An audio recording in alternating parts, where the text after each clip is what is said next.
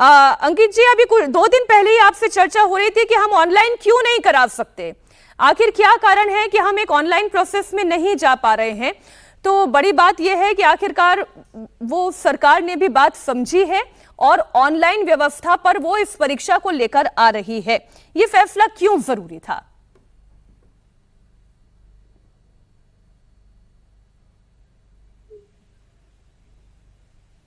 अंकित जी।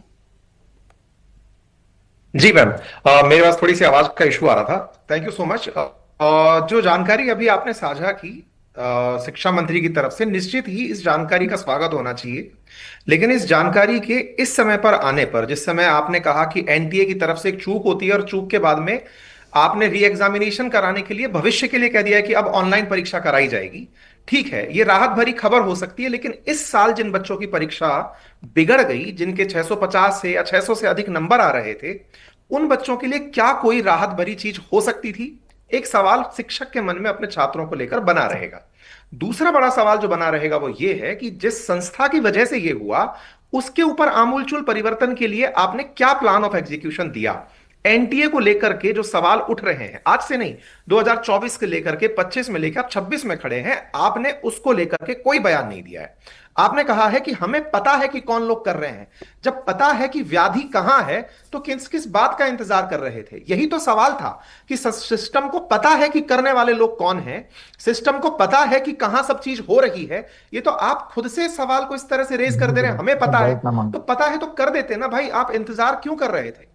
आग लगने का इंतजार क्यों था? यह बड़ा सवाल है। इसका आंसर होना बहुत ज्यादा जरूरी है। जब पता है प्रॉब्लम है, तो इसके लिए कानून अब तक क्यों नहीं आया? पता है कि एनटीए के द्वारा एग्जीक्यूशन में दिक्कत आई है, तो परमानेंट कर्मचारी उसमें क्यों नहीं आए? ये कुछ ऐसे प्रश्न हैं जिनका आंसर हर बच्चा इस समय चाहता था। जिसका चांस बिगड़ा है, जिसको दोबारा एग्जाम देना पड़ रहा बात है, आप बिल्कुल ठीक कह रहे हैं। वो जो लाखों अभ्यर्थी जो परीक्षा देने के बाद जिनका एग्जामिनेशन कैंसिल हो चुका है, अब वो एक बड़ी चुनौती तो पहले से ही फेस कर रहे हैं। लेकिन Nitin ji, looking forward and going forward, आगे का तो हमें सोचना होगा, जिससे कि आने वाले सालों में अब बाकी अभ्यर्थियों के लिए ये परेशानी फिर से नहीं आए। तो क्या ऑनलाइन सोल्यूशन ही बेस्ट है? पहला सवाल तो यही। बिल्कुल जाहिर सी बात है कि ऑनलाइन सॉल्यूशन बहुत बेस्ट है। जेई मेंस में हम ये करते भी हैं और वो वेरीफाइड है कि वहां पे लीकेज नहीं होता। करीब 18 से 20 बार परीक्षा जो है कराई जाती है जेई मेन की मल्टीपल स्लॉट्स में। करीब 1,20,000 विद्यार्थी उसमें बैठते हैं और उसमें कोई दिक्कत नहीं आती। नीट में जब ओएमआर बेस्ड होता है तो 2 लाख लोगों से, वॉलंटियर से, वेंडर्स से पेपर पास होता है, तो लीकेज के चांसेस बहुत ज्यादा बढ़ जाते हैं। मीनाक्षी मैम, मैं एक रिक्वेस्ट करना चाहता हूं, बहुत बड़ा आपका मंच है, उसके माध्यम से, कि अगले साल ऑनलाइन होगी, जाहिर सी बात है, पर इस साल जब 21 जून को परीक्षा होने वाली है, सभी के मन में डर है, शिक्षाविद के रूप में, बच्चों के रूप में, कि कहीं वापस ये अप्रिय घटना फिर से ना घटे, क्योंकि इसके बाद हमारी मनस्थिति ऐसी नहीं रहेगी हमारे बच्चों की कि हम इसे तीसरी बार एग्जाम दे सकें। तो इस बार वाकई कोई ऐसी दिक्कत ना हो, इसके लिए किसी ने हमारे कमेंट बॉक्स में ही 2-3 बारी बात लिखी जो मुझे बहुत अच्छी लगी। मैं कहना चाहता हूं, क्या ऐसा हो सकता है, वेस्ट बंगाल में भी हमने ये करा इलेक्शन की विश्वसनीयता बनाने के लिए कि हमने आर्मी को इन्वॉल्व करा।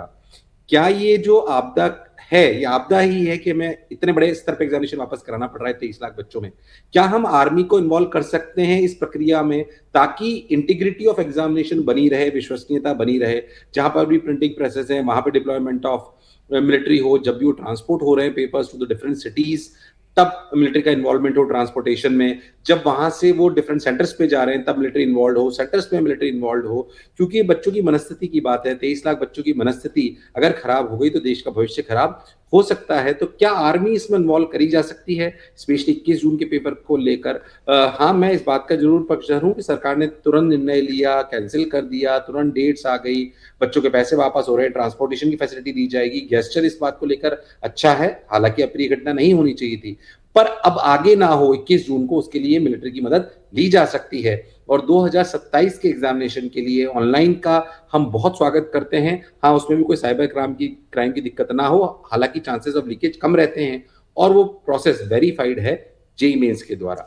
जो बात आप कह रहे हैं कि सीआरपीएफ की इन्वॉल्वमेंट हो जाए, ठीक वैसे ही जैसे एग्जामिनेशन, जैसे अभी पश्चिम बंगाल में चुनाव हुए, ऐसे लीकेज को खत्म करने के लिए फिर सर्जरी ही करने की आवश्यकता है और फिर सीआरपीएफ उसमें काम करे। इससे बेहतर ये नहीं है कि क्या शिक्षा मंत्रालय या एनटीए या फिर सर्विसेज प्रोवाइडर वो इस तरीके का सिस्टम ही ना बनने दें।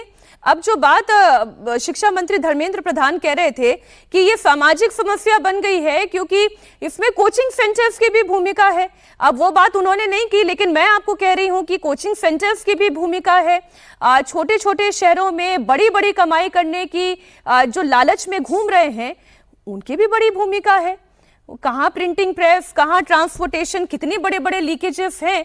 ये बात तो सच है ना। शिक्षा मंत्री धर्मेंद्र प्रधान ने नीट पेपर लीक को लेकर कुछ और बड़ी बातें कही। उन्होंने कहा, और अगर माना जाए कि गेस्ट पेपर के जरिए ये लीक हुआ, एनटीए यानी कि नेशनल टेस्टिंग एजेंसी के मैकेनिज्म में सुधार की जरूरत है, ये बिल्कुल माना जा रहा है। कमांड चेन में खामियां हैं, ये बात भी वो एक्सेप्ट कर रहे हैं।